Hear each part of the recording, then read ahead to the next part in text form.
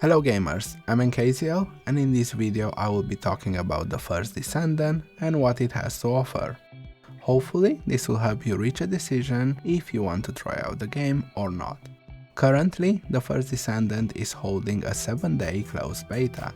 This beta does not offer access to the full game and some things might change, but I got to test the vast majority of systems and types of content there are, and this gives me a good understanding of what to expect from the game at release.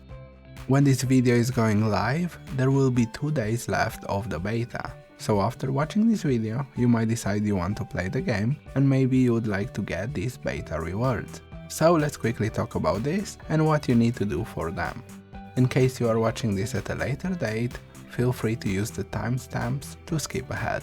There will be 4 rewards in total, 3 that you can get in-game, and after you play the game and completed those, you can complete a quick survey and get the 4th. I say after because you'll need to provide the in-game ID for this survey. So first reward is an emote and all you have to do is log in during the beta. The second reward is a bear cub backpack and all you need to do is reach level 20 with any of the characters. This can be achieved in around 1 hour or so. The third reward will be a spawn effect, basically a visual effect for when you respawn or teleport into a zone, and this will require you to be the first hard difficulty boss in the game, called Dead Bride. This will take quite a bit of time, because you need to level a character to level 40 and have at least an acceptable build. It can be done in the remaining 2 days, but it will probably require you to play around 6 to 10 hours. After all this, you can complete the survey and offer feedback on the game. This will reward you with a head skin for the character called Bunny. Now, with this time-sensitive matter out of the way, let's talk about what the game has to offer.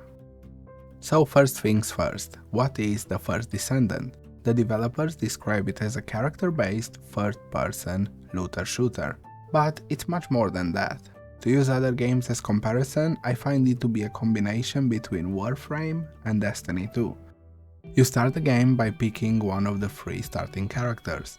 There are a total of 11 characters right now, with 2 of them having ultimate versions, which are similar to primes in Warframe or heroic characters in Wayfinder. Basically, a harder to get version that has a bit better stats. As the game progresses, they will slowly release updated versions for all characters. You will use your chosen character to progress the main story quest and complete missions in segregated zones, similar to how you would in Destiny 2. These zones can both be set to private or public, and if set to public, you will encounter other adventurers that are exploring the same zones as you, and you will be able to complete this quest together with them. Or you could choose to team up with your friends and explore the game that way. These zones have a cap and this is done to offer a consistent experience. My biggest complaint about these zones is that at this time they don't feature any secrets or puzzles. I love that kind of stuff and I really hope they end up implementing something like that. When talking about quests, the good thing is that they feel pretty varied since they use the environment you are in. These missions will be divided into sets of 3 with a little bit of main story in between.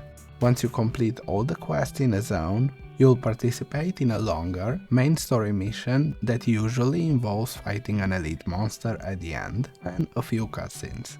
Once this is completed, each zone will unlock 2 endless type missions. These missions will reward you with orbs that can be then unlocked in interception boss battles. These orbs will contain materials for crafting ultimate weapons and characters, very similar to relics in Warframe.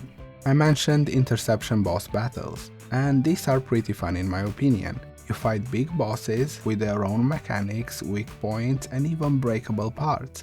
I've seen complaints that these bosses can be hard, however I personally don't think they are very hard. At least the ones we have available right now. They do require a bit of practice and preparation. On top of that, they are team bosses, so they do require you to cooperate with your teammates.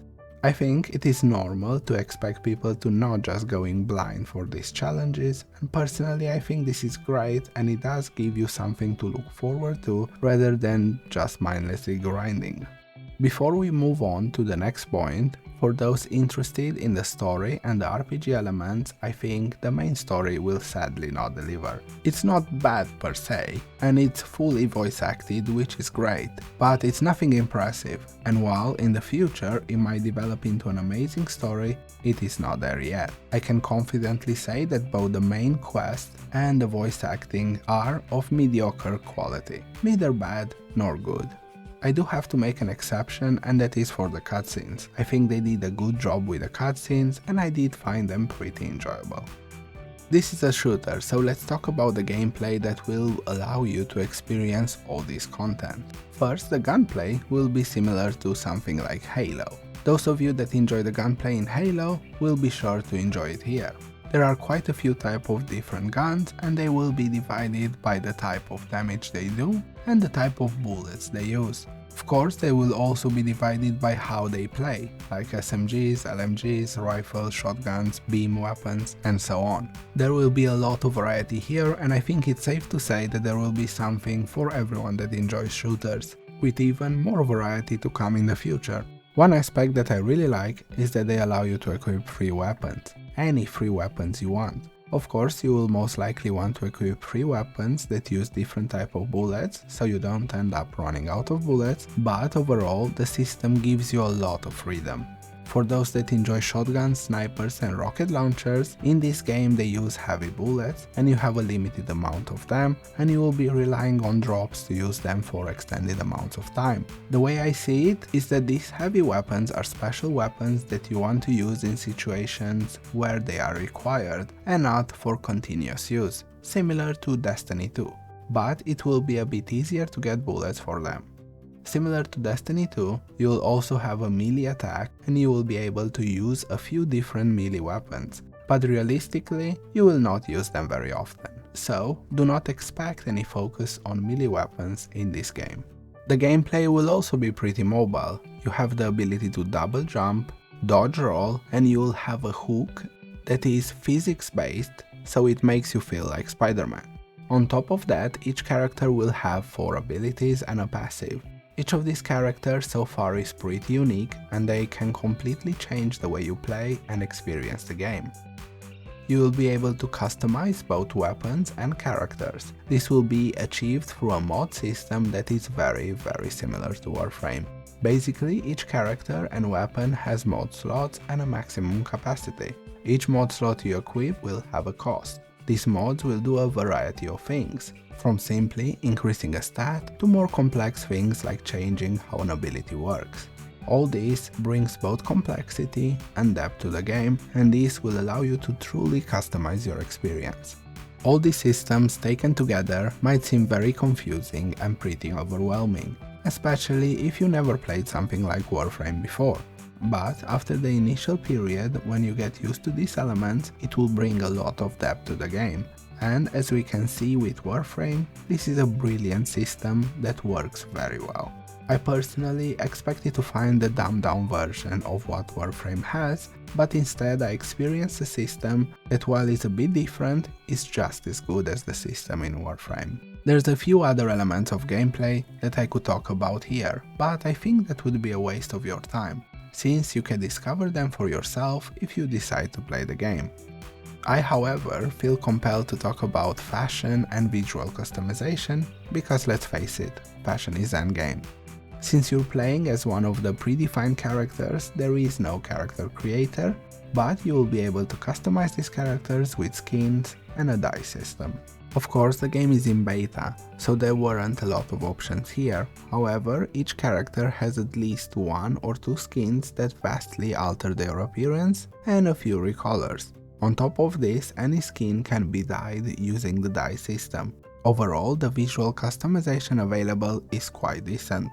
My only complaint is that the dye system needs a lot more options, and hopefully they will come in the future. I also would like to mention that once you reach level 40 with a character, you will be given a recolor that might slightly alter the appearance of the character. This will allow you to use the dye system.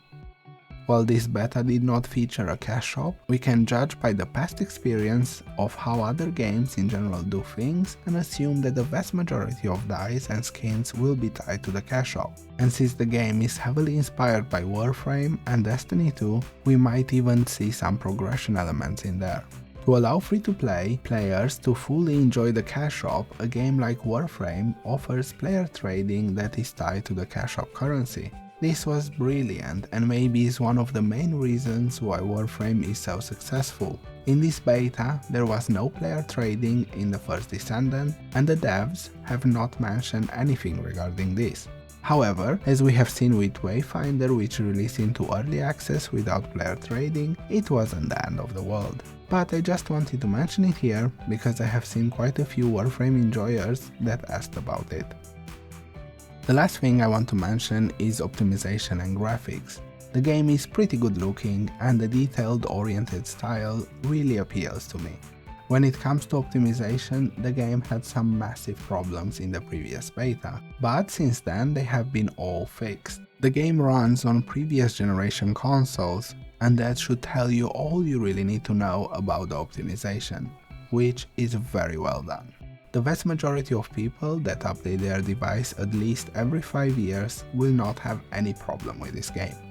You will be able to play the game on both consoles and PC, and as the beta name suggests, we will all be able to play together. I love seeing more games uniting us regardless of the platforms we use. Rather than releasing exclusive games, we just create a worse gaming environment for us as players. In conclusion, I think the First Descendant is a wonderful game and I really like what they did here. Once it releases, it will settle in this MMO looter shooter niche and it will provide another game to play for those that enjoy them. In my opinion, this is very much needed, as other than Warframe and Destiny, there was not much to play if you are looking for an MMO experience. While a release date has not yet been announced, I hope it will be released before the end of the year, and I honestly look forward to playing it in a permanent environment where my progress does not get wiped. Let me know what you think about the First Descendant in the comments below. If you made it to the end of the video, thanks for being here and watching. Feel free to like and subscribe, or don't. See you in the next one, gamers.